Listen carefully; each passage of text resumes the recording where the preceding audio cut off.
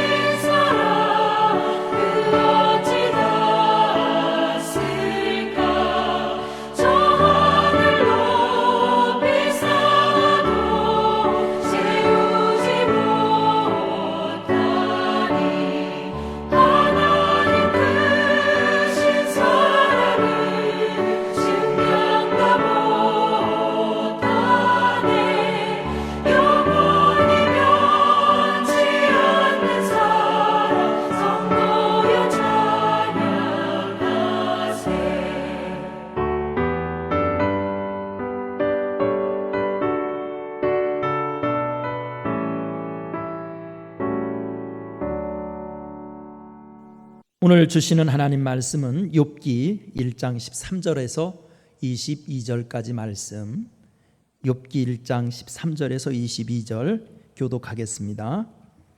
하루는 욥의 자녀들이 그 마다들의 집에서 음식을 먹으며 포도주를 마실 때에 욥에게 와서 아뢰되 소는 밭을 갈고 나귀는 그 곁에서 풀을 먹는데 스바 사람이 갑자기 이르러 그것들을 빼앗고 칼로 종들을 죽였나이다.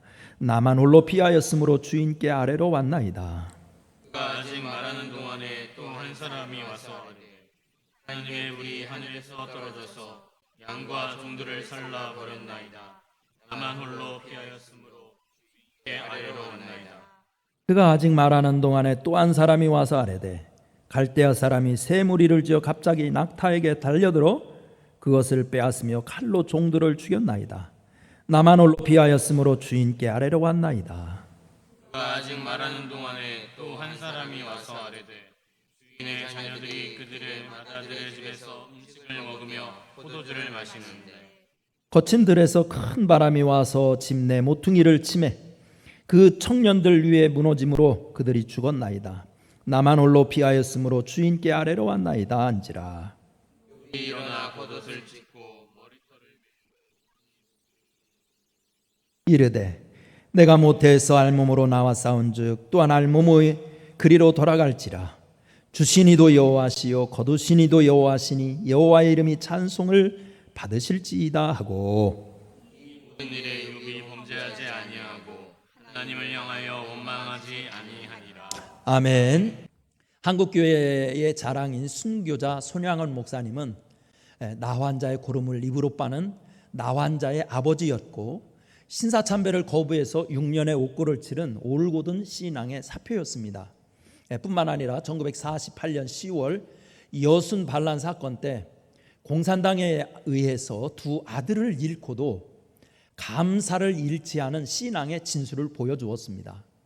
이것이 아들이 장례식에서 고백한 유명한 손양원 목사의 9가지 감사입니다. 그 내용을 보면 나 같은 자식에게 순교자 자식이 나왔음을 감사드립니다.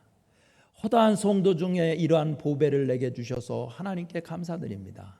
세 번째, 삼남 삼녀 중 가장 아름다운 두 아들 장자와 차자를 하나님께 드림을 감사드립니다. 네 번째, 하나들의 순교도 귀하거늘 두 아들이 순교하니 이 또한 감사합니다. 다섯 번째, 예수 믿다가 죽어도 큰 복이거늘 주님 전도하다가 총살로 순교당했으니 감사합니다. 여섯 번째, 미국 가려고 큰아들 동인이가 출국 준비했는데 더 좋은 천국에 가게 되니 감사합니다. 일곱 번째, 나의 사랑하는 두 아들을 총살하는 원수를 회개시켜 내 아들을 삼고자 하는 사랑의 마음을 주심에 감사합니다. 아홉 번째, 내 두 아들의 순교의 열매로 우수한 천국의 아들들이 생길 것을 생각하니 감사합니다.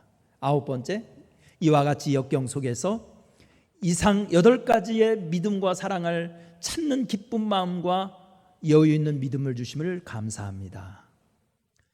목사님은 형용할 수 없는 삶의 고난을 감사로 이겨냈던 것입니다. 오늘 읽은 본문 욥기 1장 13절부터 22절의 말씀입니다. 욥은 헤아릴 수 없이 많은 고난을 감사로 이겨낸 신앙의 모범자입니다. 과연 욥이 보여준 감사의 능력은 무엇일까요? 첫째로 우리가 감사 신앙을 가지면 원망을 이기게 한다는 거예요. 원망을 이기게 한다. 22절 같이 읽어보겠습니다. 시작. 이 모든 일에 욥이 범죄하지 아니하고 하나님을 향하여 원망하지 아니하니라. 아멘. 원망이란 환경이 내가 기대했던 것처럼 되지 않았을 때 일어나는 불쾌한 감정의 표현입니다. 누구나 삶의 기대와 다를 때 속상한 것은 인지상정입니다.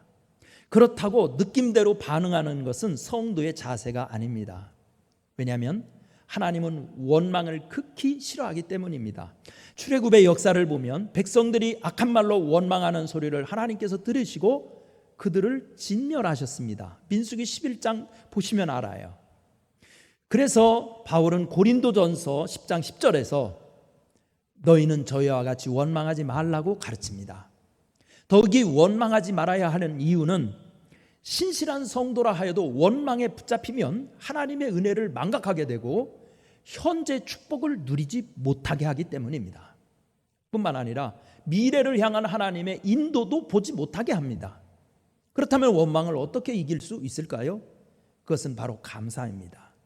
본문 욥은 하루아침에 막대한 재산을 모두 잃고 10명의 자녀마저 몰살을 당하는 재난을 만났습니다. 그러나 욥은 22절에서 그 고난의 순간에 감사를 고백합니다. 그래서 원망의 악한 질병에 떨어지지 않습니다. 감사를 선택하면 원망이 설 자리가 없어지게 됩니다. 그래서 마침내 승리자가 되게 합니다. 그러므로 성도들도 어려울수록 감사의 조건을 찾으시기를 바랍니다. 두 번째, 이 감사의 능력이 뭐냐? 이것은 불신앙을 이기게 한다는 겁니다. 불신앙을 이기게 한다. 21절 같이 읽어보겠습니다. 21절 시작. 이르되 내가 모태에서 알몸으로 나와 싸운즉 또한 알몸이 그리로 돌아가올지라. 주신 이도 여호와시요 거둔 이도 여호와시니 여호와의 이름이 찬송을 받으실지어다 하고. 아멘. 바울은 에베소서 6장 12절에서 우리의 씨름은 혈과 육에 대한 것이 아니라 정사와 권세와 이 어두움의 세상 주관자들과 하늘에 있는 악한 영들에게 대함이라고 말하고 있습니다. 그리스도인의 삶의 성패는 영적 싸움에 달려 있다는 뜻입니다. 이 영적 싸움이란 다름 아닌 신앙의 싸움인 것입니다. 어떤 일을 당하여도 믿음이 견고하면 이겨낼 수 있습니다. 그래서 히브리서 11장 6절에서는 믿음이 없이는 기쁘시게 못한다고 하였고, 마가복음 9장 23절에서는 할 수 있거든이 무슨 말이냐, 믿는 자에게는 능치 못함이 없느니라고 하였던 것입니다. 하지만 불신앙은 고난에 무릎을 꿇게 합니다. 그래서 마귀는 할 수 있으면 성도라도 불신앙의 늪에 빠뜨리려고 갖은 계략을 쓰는 것입니다. 본문의 욥에게도 그랬습니다. 사단은 욥에게 감당하기 어려운 시험을 몰고 와서 믿음을 흔들어 놓으려고 했습니다. 그러나 욥은 그 고난의 순간에 하나님께 경배하고 찬송합니다. 오히려 불신앙에 빠지기는커녕 더욱 하나님의 은혜를 찬송합니다. 욥의 감사는 불신앙의 유혹을 이기고 든든한 신앙의 사람으로 서게 했습니다. 그리고 마침내 고난을 이기고 승리의 정상에 우뚝 서게 하였던 것입니다. 믿음은 이렇게 감사하는 입술을 통해 자라나서 끝내 열매를 맺게 합니다. 감사로 불신앙을 이겨내는 우리 사랑하는 목동교회 성도들이 되시기를 간절히 축원합니다. 기도하겠습니다. 은혜로우신 하나님, 욥의 인내와 욥의 감사를 수없이 들었지만 우리도 들으면 금방 잊어버리고 불신앙의 유혹에 넘어질 때가 많습니다. 감사는 하나님의 능력의 통로요, 축복의 통로요, 기적의 통로인데 우리가 감사의 능력을 붙들게 하여 주옵소서.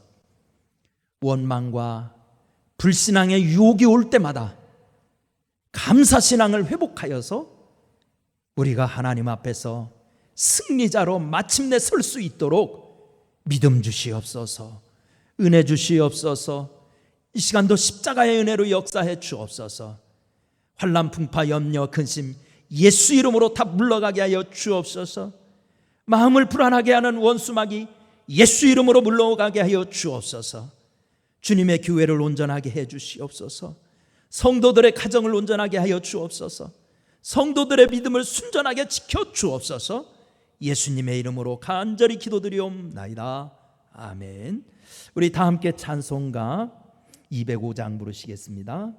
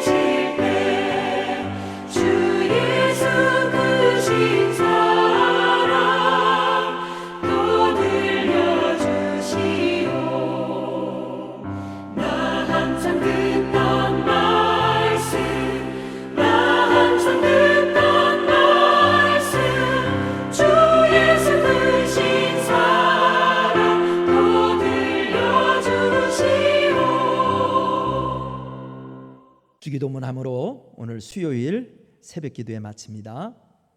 하늘에 계신 우리 아버지여, 이름이 거룩히 여김을 받으시오며 나라가 임하시오며 뜻이 하늘에서 이루어진 것 같이 땅에서도 이루어지이다.